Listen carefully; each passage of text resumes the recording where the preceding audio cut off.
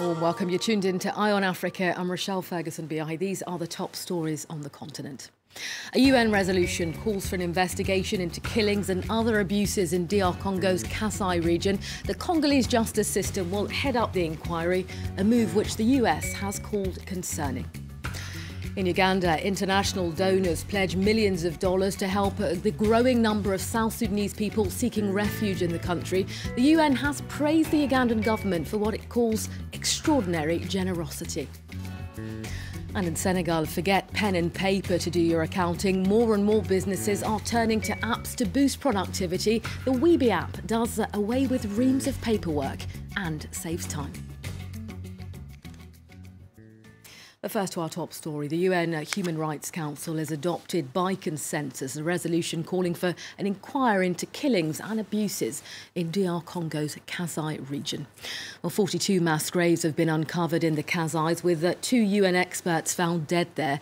The Congolese justice system will head up the joint inquiry, while the UN will provide logistical support. Well, the US, meanwhile, has raised concerns over Kinshasa's ability to carry out a reliable investigation. Have a listen. In recognition of the concerning deterioration of the human rights situation in the DRC, the United States hoped that today's resolution would be even stronger, stating clearly the need for accountability for all parties.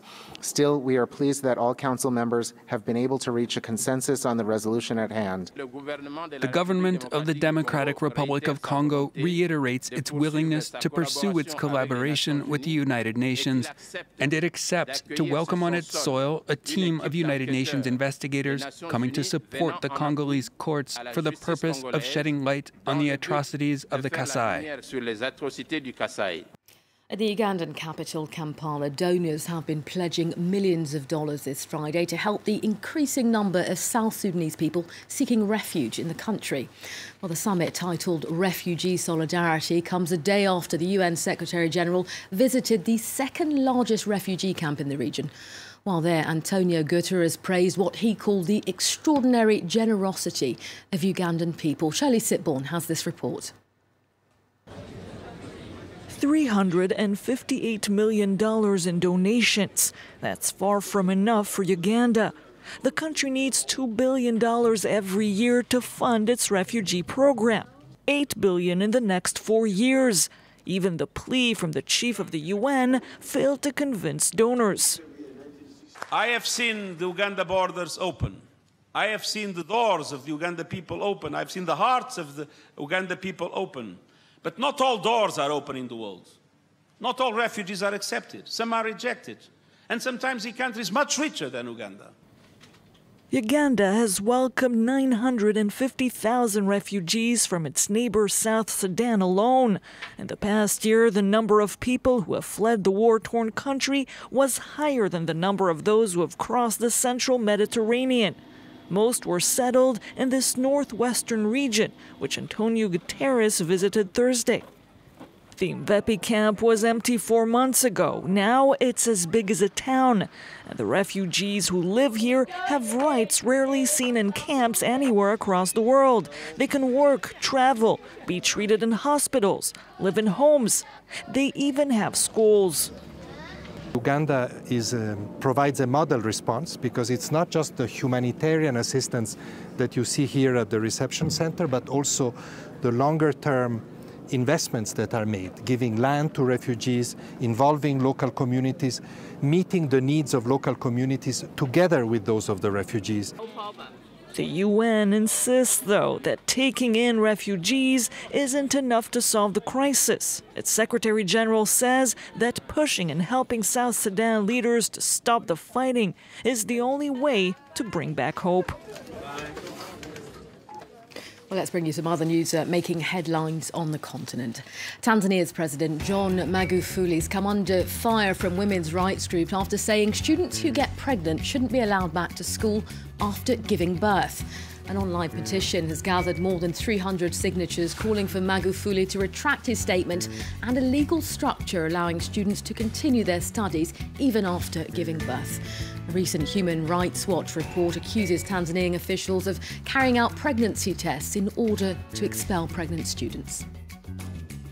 The International Court of Justice is to weigh in on a dispute between the UK and Mauritius over the Chagos Islands. This after the UN General Assembly voted 94 to 15 for The Hague to examine the island's legal status. Well, Britain's overseen the region since 1814 and in 1965 separated off the Chagos Islands from Mauritius. Mauritius argues in doing so the UK violated international law.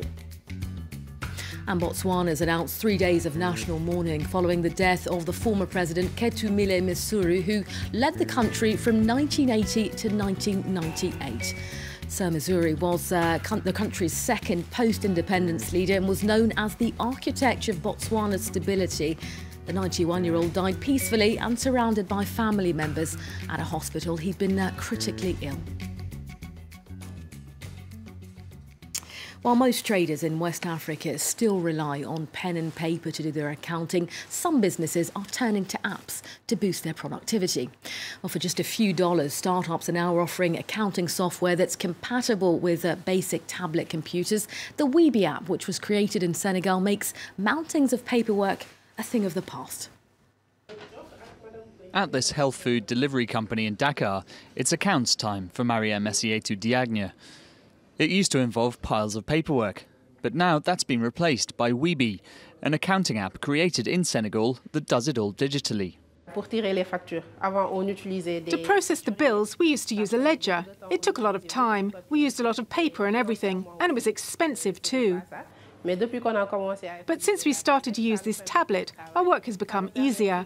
It allows us to track a customer, to know the regular customers, the number of orders, and also the number of dishes that go out each day.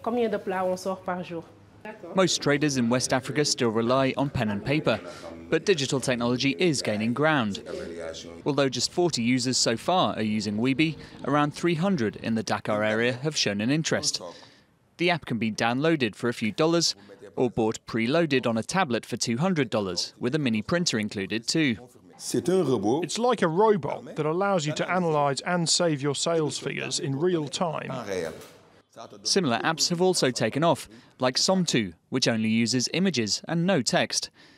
Invented in Cameroon, its aim is to include everyone, no matter what their level of literacy. We're dealing with quite diverse education levels, so we wanted to make a tool without text. It's based on speech recognition, which allows users who are illiterate to use the device without any problem. Around half of Senegal's registered businesses are one-man traders. Investors hope to tap into this market, promising to cut costs and boost profits in return for going digital. And finally, with the holy month of Ramadan drawing to a close this weekend, Muslims across the world are preparing for Eid al-Fitr celebrations. Well, during Eid, many Muslims will purchase new clothes, children will receive gifts, and others will take part in festivals. In Senegal, the end of Ramadan is known as La Korité. Our correspondent Sarah Sacco spoke to those preparing for the event, many who say that prices have skyrocketed. There is no money. If we wanted to buy 2 items, we end up buying 1. If we wanted 3, we buy 2. I don't have any customers. I have no money. It is very, very expensive. We can't even buy a whole chicken. It used to cost 2,500 francs. Now it's 3,000, 3,500 francs. Your Eye on Africa team will be back in about 45 minutes' time. Up next, more international headlines. Annette Young is here.